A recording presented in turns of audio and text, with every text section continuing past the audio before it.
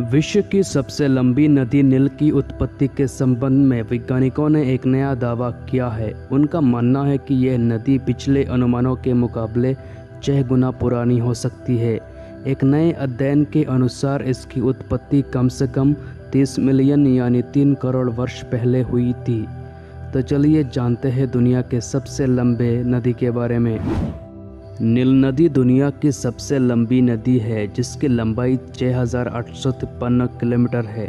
यह नदी अफ्रीका महाद्वीप में बहती है और इतिहास में बड़े बड़े नगर इसके आसपास बसे हुए थे। नील नदी विक्टोरिया झील से शुरू होकर अफ्रीका के पूर्वी भाग से गुजरती हुई भूमध्य सागर में गिर पड़ती है। यह लगभग 11 देशों से गुजरती है, जिसमें मिस्र, सूडान, इथोपिया और बुरुंडी शामिल है। सफ़ेद नील और नीली नील इसकी मुख्य सहायक नदियाँ हैं। मिस्र की सभ्यता संसार की सबसे प्राचीन सभ्यताओं में से एक है, जो नील नदी के किनारे बड़ी फूली। मिस्र की भाषा में नील को इतेरू कहते हैं, जिसका अर्थ है महान नदी। इस नदी ने मिस्र के समाज और जीवन को काफ़ी प्रभावित किया है।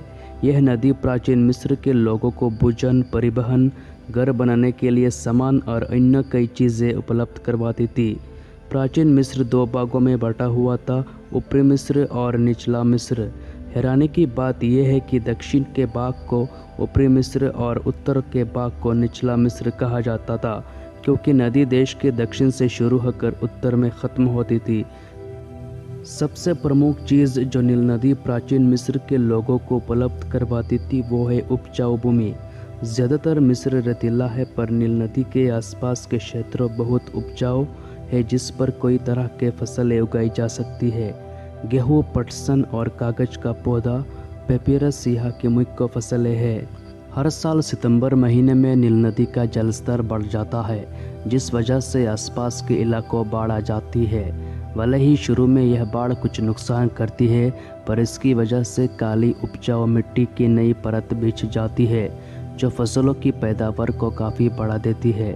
प्राचीन मिस्र के लोग बाढ़ से आई इस मिट्टी को नील नदी का तोहफा कहते थे। वर्तमान समय में नील नदी की बाढ़ से बचने के लिए अस्वान डैम का निर्माण किया गया है, जिसे 1960 से 1970 के बीच बनाया गया था। मिस्र के लोगों ने अपना कैलेंडर भी नील नदी के हिसाब से बनाया हुआ था। उन्होंने कैलेंडर को 3 मौसमों में बांटा हुआ था, जिसका पहला मौसम नील नदी की बाढ़ के समय तक रहता था, दूसरा जब फसलें उगाने का समय हो और तीसरा जब फसलें काटने का समय हो। नील नदी प्राचीन मिस्र के लोगों को घर और इमारतें बनाने के लिए भी काफ़ी सामग्री उपलब्ध करवाती थी। नील नदी की गीली मिट्टी से वो लोग ईंट बनाते थे। इसके सिवाय नदी के किनारे पर स्थित पहाड़ियों से वो चूना पत्थर और बलुआ पत्थर भी प्राप्त करते थे, जिससे घर बनाए जाते थे।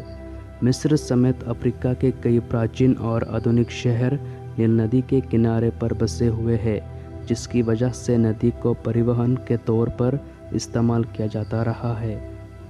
नील नदी अफ्रीका के 11 देशों से होकर गुजरती है: Egypt, Eritrea, Burundi, Tanzania, Rwanda, Congo, Kenya, Uganda, Sudan, Ethiopia और साउथ सूडान।